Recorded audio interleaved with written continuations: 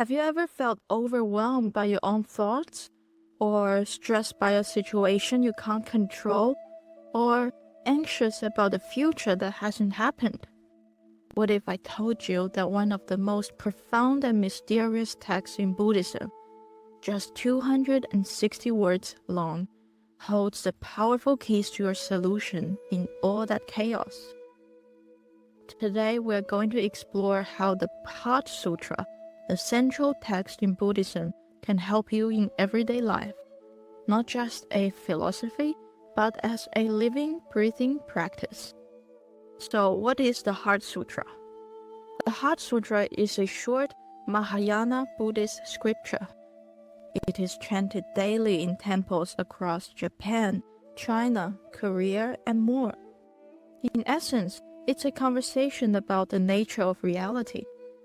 Its core message, summed up in its most famous phrase, is this: form is emptiness, and emptiness is form.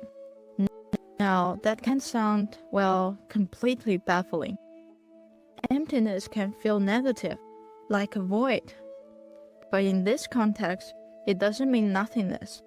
It means potential freedom and lack of permanent independent existence. It's saying that things, including our problems and our sense of self, aren't as solid or fixed as we think they are.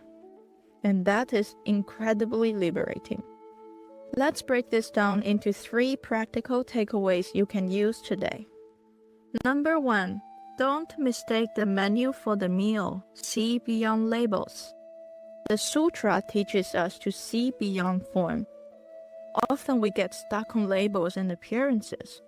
We see a difficult coworker, a traffic jam, or a failed project. We react to that solid, frustrating label. The Heart Sutra invites us to look deeper. That difficult coworker isn't just a one solid thing. They are a flowing combination of their own stress, past experiences, worries, and hopes in this very moment. Similarly, the traffic jam isn't solid or permanent. It's a temporary confluence of thousands of individual journeys.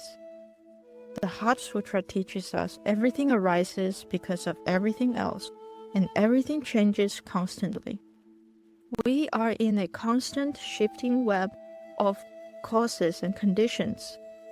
When we realize this, we can begin to relax our grip on control. We stop fighting reality and start flowing with it.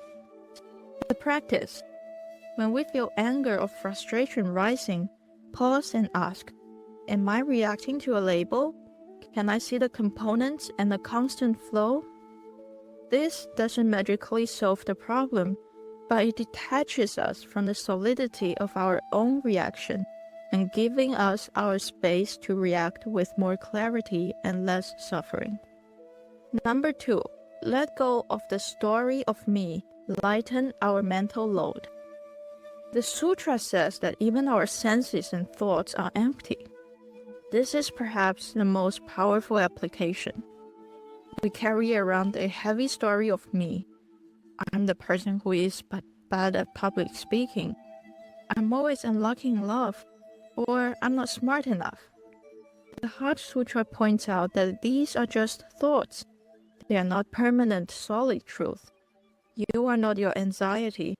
You are the awareness experiencing the anxiety. You are not your past failure. You are the person remembering it. So next time, when a self-critical or limiting thought arises, literally say to yourself, this is a thought, not a fact.